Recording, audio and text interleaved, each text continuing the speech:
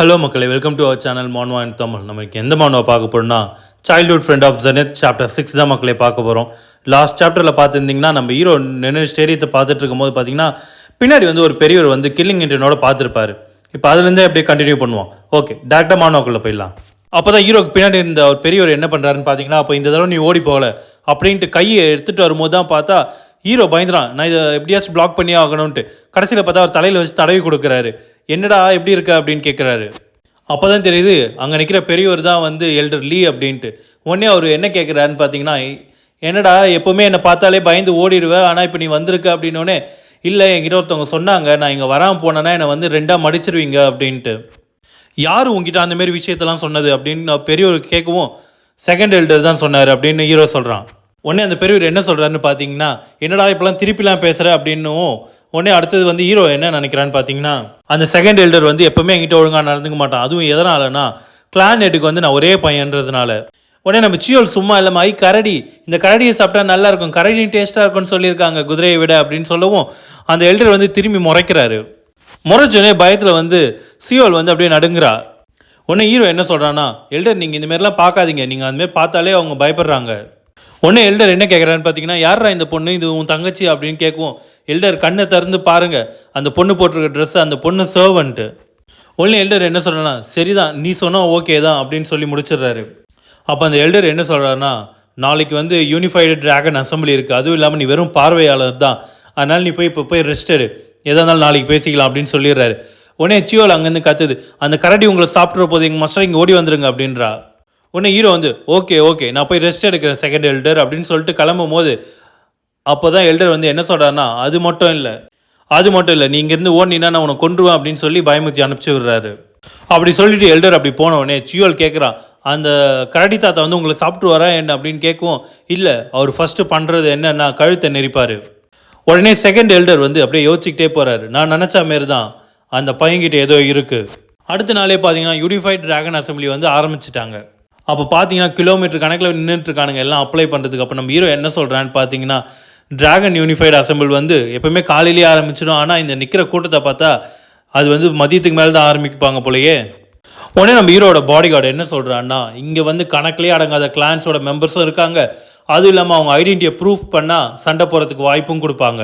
உடனே நம்ம ஹீரோ வந்து நான் கொஞ்சம் கூட எதிர்பார்க்கல இங்கே இவ்வளோ கூட்டம் வரும்ன்ட்டு.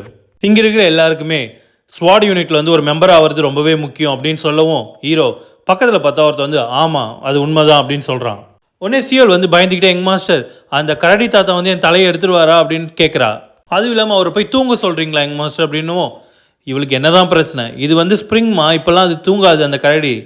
உடனே ஹீரோ என்ன சொல்கிறேன்னா, உனக்கு அவ்வளோ பயமாக இருந்தால் நீ போய் குவார்ட்டர்ஸில் இரு, நான் எல்லாமே முடிஞ்சதுக்கப்புறம் பார்க்கலாம் அப்படின்னவும். இல்லை கிராண்ட்பா என்ன சொல்லியிருக்காருன்னா, எப்பவுமே உங்கள் கூடவே தான் இருக்கணும்னு சொல்லியிருக்காரு.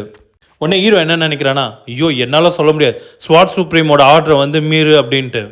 கவலைப்படாத சியோல், இங்கே இருக்கிற கார்டு வந்து அந்த கரடி தாத்தாவை தோக்கடிச்சிருவார், கவலைப்படாத. உடனே பாடி கார்டு வந்து ஹீரோ கிட்ட கேட்குறான், கரடி தாத்தாவா அப்படின்ட்டு. செகண்ட் எல்டர் அதாவா அப்படி சொல்கிறான்னு. உடனே எங் மாஸ்டர் நீங்கள் எப்படி நினச்சி பார்த்தீங்க நான் செகண்ட் எல்டர் மேலே வந்து கை வைப்பேன்ட்டு, அதுவும் இல்லாமல் நீங்கள் ஃபஸ்ட்டு சியோலுக்கு மேனர்ஸை சொல்லி தரணும். அப்போ உடனே ஹீரோ என்ன சொல்கிறேன்னா, சியோல் இது ஒன்றும் வேலைக்கு வராமே தெரியல, உன்னோட தலையை நீ கொடுத்துரு அந்த கரடி தாத்தாக்கு. சியோல் உடனே உட்காந்து அழுவ ஆரம்பிச்சிடறா. அதை பார்த்துட்டு ஹீரோ வந்து இல்லை நான் சும்மா விளையாட்டுக்கு தான் சொல்கிறேன் சியோல் அப்படின்னவும். அப்போ தான் அமைதியாகிறா. அப்போ தான் சியோல் என்ன சொல்கிறான்னு பார்த்தீங்கன்னா, கிராண்ட்பா சொல்லியிருக்காரு சாகும்போது வயிறு ஃபுல்லாக சாப்பிட்டா தான் பேய் ஆனாலும் பார்க்கறதுக்கு அழகாக இருக்கும், அதுலேயும் முக்கியமாக டம்ப்ளிங் சாப்பிட்டு செத்த பேய்ங்க தான் ரொம்ப அழகாக இருக்கும்னு தாத்தா சொல்லியிருக்காரு. உடனே பின்னாடி பார்த்தா டம்ப்ளிங் ஷாப் இருக்குது. நம்ம பாடி கார்டு கேட்குறான் ஹீரோவை பார்த்து, இருந்தாலும் நீங்கள் இந்த சர்வெண்ட்டுக்கு ரொம்பவே இடம் கொடுத்துருக்கீங்க அப்படின்னோடனே, நீ யார் அவளையா சொல்கிற அப்படின்னு நம்ம ஹீரோ கேட்குறான். அப்போ தான் நம்ம ஹீரோ சொல்கிறான், நான் எங்கடா நல்லா நடத்தினேன், நீயே தானே பார்த்து அவள் டபுளிங்ஸ் வேணும்னு என்கிட்ட கெஞ்சிராளே. உடனே நம்ம பாடி கார்டு என்ன சொல்கிறான்னா, நான் ரூமர்ஸில் கேள்விப்பட்ட மாதிரிலாம் நீங்கள் இல்லை எங் மாஸ்டர், இதுக்கு தான் சொல்லுவாங்க போல் ரூமர்ஸை நம்பக்கூடாதுன்ட்டு. அப்போ தான் நம்ம பாடி கார்டு சொல்கிறான், நான் வந்து நிறைய லெசன்ஸ் வந்து கற்றுக்கணும் எங் மாஸ்டர் அப்படின்னு சொல்லவும், நிறுத்து நீ இப்போ ரூமர்ஸ் நான் சொன்னேன், நீ எத்தனை நாளாக எனக்கு பாடி கார்டாக வேலை செய்கிறேன்னு கேட்கும். அது வந்து ஒரு 2 வாரம் இருக்கும் எங் மாஸ்டர் அப்படின்னு நம்ம பாடி கார்டு சொல்கிறான். அப்போ தான் நம்ம ஹீரோ நினைக்கிறான், அப்போ நான் இங்கே ரெக்ரெஸ் ஆகிறதுக்கு முன்னாடி தான் இவனுக்கு வந்து பாடி கார்டை அசைன் பண்ணியிருக்காங்க, அதனால தான் இவனால் இதை சொல்ல முடியுது.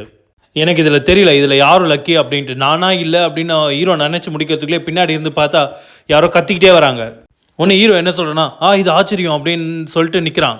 உடனே பின்னாடி பார்த்தீங்கன்னா 2 பொண்ணு பேசிகிட்டு இருக்காங்க. நீங்கள் வந்து எங்லேடி நீங்கள் வந்து தனியாக போகக்கூடாது, அது இனிமேல் டேஞ்சரான சுச்சுவேஷன்லாம் அப்படின்னு சொல்லுவோம். நீங்கள் ரொம்ப கவலைப்படாதீங்க அப்படின்னு சொல்லிடுறா அவ. இங்கே வந்து யூனிஃபைட் டிராகன் அசம்பிளி நடக்குது, இங்கே என்ன நடந்துட போகுது கெட்டது எனக்கு. அதுவும் இல்லாமல் கு கிளான்லேருந்து நிறைய பேர் இங்கே இருக்காங்க, அதனால் நம்ம பயப்பட தேவையில்லன்னு அந்த பொண்ணு சொல்லவும் உடனே நம்ம ஹீரோ வந்து நினைக்கிறான், இந்த வாய்ஸை கேட்கும்போது ரொம்பவே ஃபெமிலியராக இருக்குது, ஒருவேளை அவளாக இருக்குமோ, இல்லை இருக்காது அப்படின்னு நினைக்கிறான்.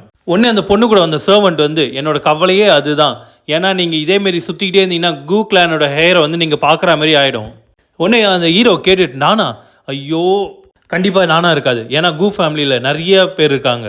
உடனே அந்த பொண்ணு வந்து அவங்க சர்வெண்ட்டை பார்த்து கேட்குறான், நீ என்ன நினைக்கிற, அது நடக்கும்னு நான் நினைக்கிறேன், நீ என்ன நினைக்கிறீங்க, ஏகப்பட்ட பேர் இருக்காங்க இந்த கூட்டத்தில், நான் போய் அவனை தான் பார்ப்பேனா? அப்படி சொல்லிட்டு அந்த பொண்ணு திருமணம் உடனே நம்ம ஹீரோவை தான் பார்க்குறா. உடனே நம்ம பாடிகார்டு வந்து நம்ம ஹீரோட காதலே சொல்கிறான், யங் மாஸ்டர் அவங்கள பார்த்தா எதிர்க்க இருக்க அந்த லேடியும் அந்த லேடியோட சர்வெண்ட்டையும் பார்த்தா அவங்கள பார்த்து ரொம்பவே பயப்படுற மாதிரி இருக்குது. யங் மாஸ்டர் உங்களுக்கு தெரியுமா அங்கே நிற்கிறது யாரு என்னன்றது? அப்போ தான் ஹீரோ சொல்கிறான், நான் எப்படி அந்த மறப்பேன், அங்கே பாரு அந்த முடி வந்து ஷோல்டர் வரைக்கும் தொங்குது, அது மட்டும் இல்லாமல் அந்த கண்களை பாரு, அது நல்லா கருப்பாக இருக்குது, அதோட அவள் கையில் இருக்கிற அந்த மோதிரம் அதுதான் ஹீவி பெங் கிளான். அதுவும் இல்லாமல் ஆப்போசிட்டில் நிற்கிறதா என்னோட முன்னாள் ஃபியான்சே. அப்படி காமிச்சு இந்த சாப்டர் முடிக்கிறாங்க மக்களே. ஓகே, நம்ம நெக்ஸ்ட் வீடியோ வந்து நாளைக்கு பார்க்கலாம். நம்ம சேனலை சப்ஸ்கிரைப் பண்ணி ஃபாலோ பண்ணிங்க. தேங்க்யூ மக்களே, பாய்.